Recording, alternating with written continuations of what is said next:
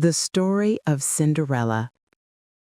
Once upon a time, in a faraway land, there lived a kind and beautiful girl named Cinderella. She was the only daughter of a nobleman. Her mother had passed away, and her father, hoping to give his little girl a family again, remarried. His new wife was a proud and cruel woman who had two daughters of her own, selfish, jealous girls who thought only of themselves. Not long after, Cinderella's father became ill and died, leaving her alone with her stepmother and stepsisters. From that day on, her life turned into misery. The stepmother, who cared nothing for her, gave everything to her own daughters and made Cinderella a servant in her own home.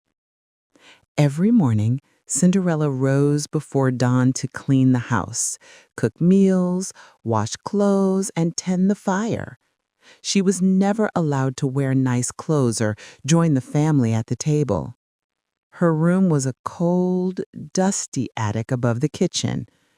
Because ashes from the fireplace often covered her dress, her stepsisters mockingly called her Cinderella, meaning the girl of the cinders.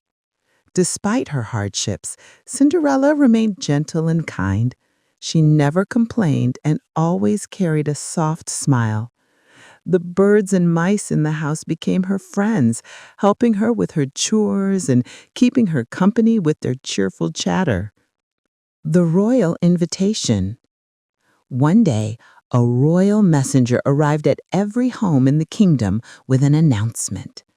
The king was hosting a grand ball for his son, the prince, who had come of age. All the young ladies of the realm were invited so that the prince might choose his future bride. When the invitation reached Cinderella's home, her stepsisters were thrilled. They chattered excitedly about gowns, jewels, and hairstyles. And of course, they ordered Cinderella to sew their dresses, polish their shoes, and prepare everything for the event. Though her heart ached, Cinderella worked tirelessly for them, dreaming silently of going to the ball herself. At last, she dared to ask, "May I also go to the ball, just to watch? I promise I'll stay quiet and out of the way." Her stepmother laughed cruelly. "You, in those rags? The prince would never look at you. But if and only if you finish all the chores before we leave and find something decent to wear, then perhaps you may go." She then piled an impossible list of tasks upon Cinderella and left the poor girl with no hope of finishing them in time.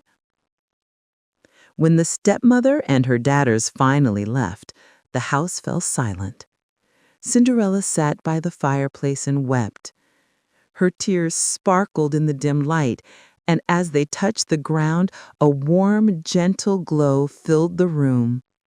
Suddenly, a beautiful old woman appeared, radiant and smiling, with a silver wand in her hand. "Why are you crying, my dear?" she asked kindly.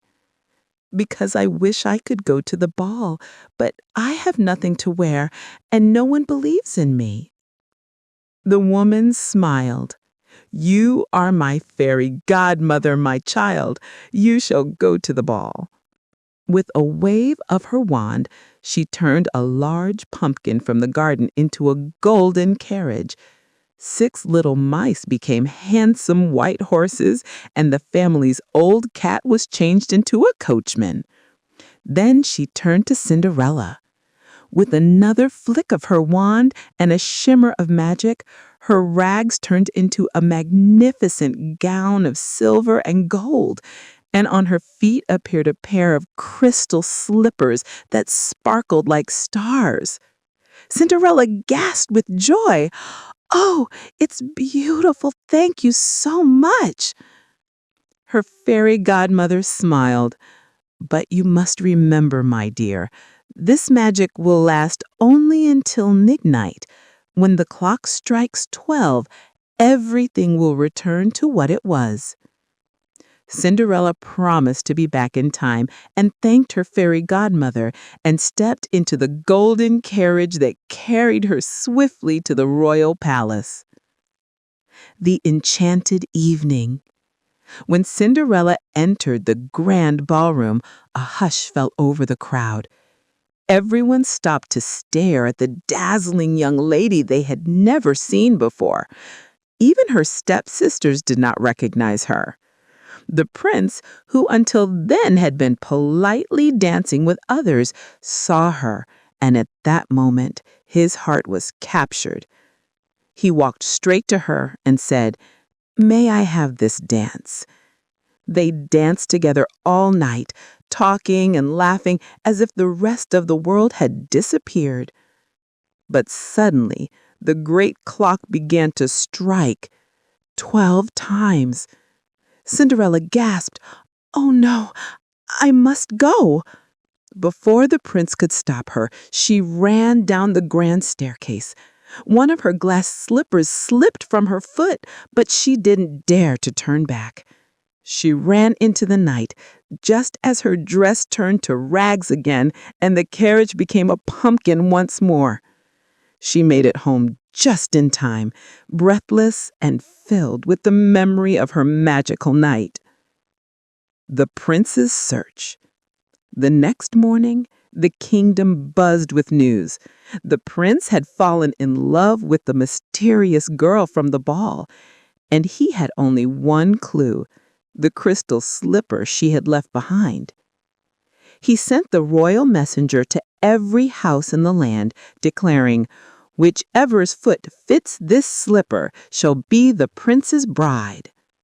One by one, all the young women tried on the delicate shoe, but no matter how they pushed or squeezed, it fit no one. When the royal party reached Cinderella's home, her stepsisters eagerly tried. Their feet were too large, but they pretended otherwise. Then Cinderella stepped forward quietly. "May I try it on, please?" she asked.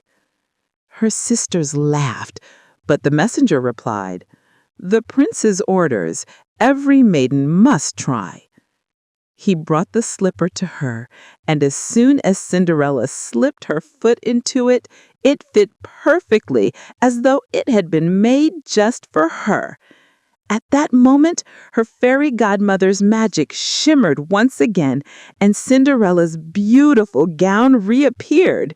Her stepsisters gasped in disbelief. The messenger cried out, "She is the one! She is the girl the prince loves!" Happily ever after.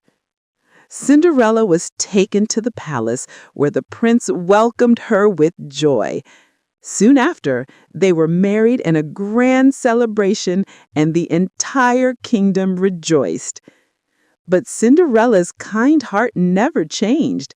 She forgave her stepsisters and even gave them places of honor in the royal household, teaching them by example that kindness always triumphs over cruelty. From that day on, Cinderella and her prince lived with love, grace, and laughter. And throughout the land, her name became a symbol of hope, forgiveness, and the beauty of a kind heart. And if their story hasn't ended yet, they are still living happily ever after.